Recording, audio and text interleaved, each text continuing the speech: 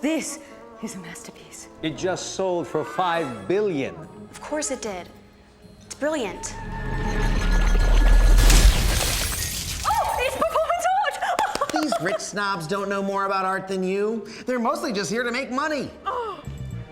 We're told that art like this is so expensive because it's the best in the world. But the fact is, you're looking at a massive price-fixing scheme that benefits wealthy collectors and excludes artists like you. Adam, shush it!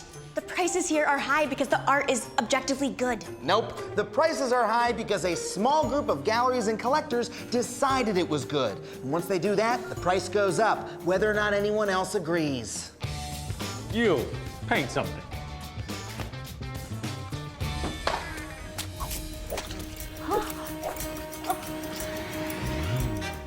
Oh, I declare this valuable art. Go find more tubed meat. We're gonna be rich.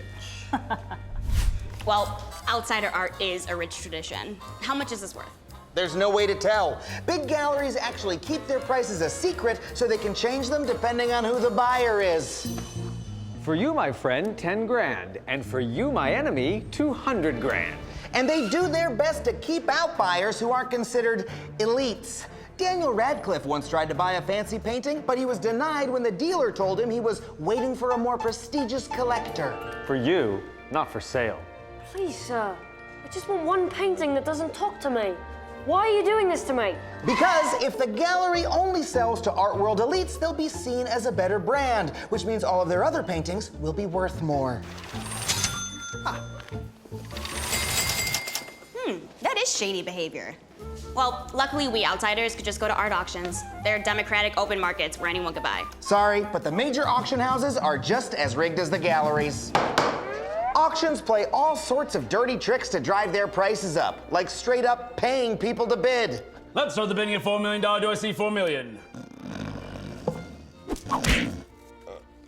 4 million. And if the bidding is too slow, auctioneers even use a practice called chandelier bidding. They just point to a random spot above everyone's heads and pretend to see a bid. And I see 5 million from the bidder in the back. She's my girlfriend who you don't know because she lives in Canada. Whoop, she's back across the border, so don't turn around. Oh, whatever. 6 million. Why are you okay with this? Oh, simple, darling. I own other paintings by this artist. So when this one sells high, it increases the value of my entire collection.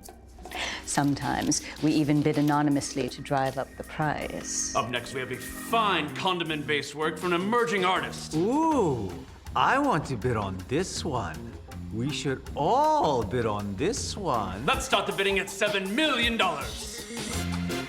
This shady market can also be manipulated by crooks who use it to defraud the government and launder dirty money. Hello, I would like to buy a painting from your fine gallery using legitimate cash monies. The red is paint.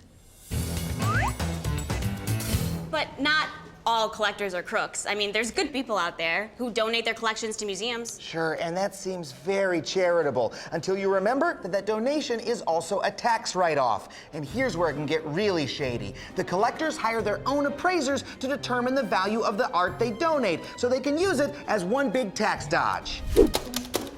You owe 40 million in taxes this year. Oh, what if I donate this painting worth 40 million?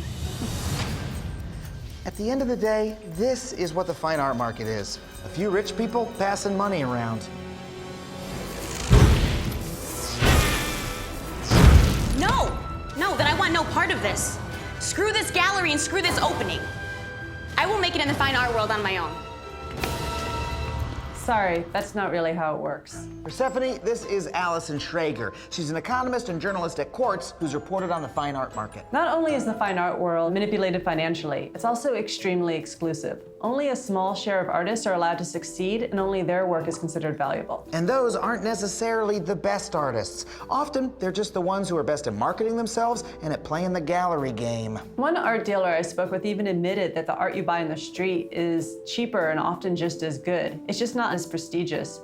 So big collectors and museums just aren't interested in it. And that means this small group of ultra-wealthy investors ends up defining what fine art is.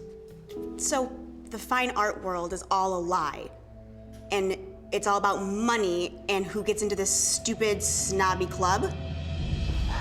less.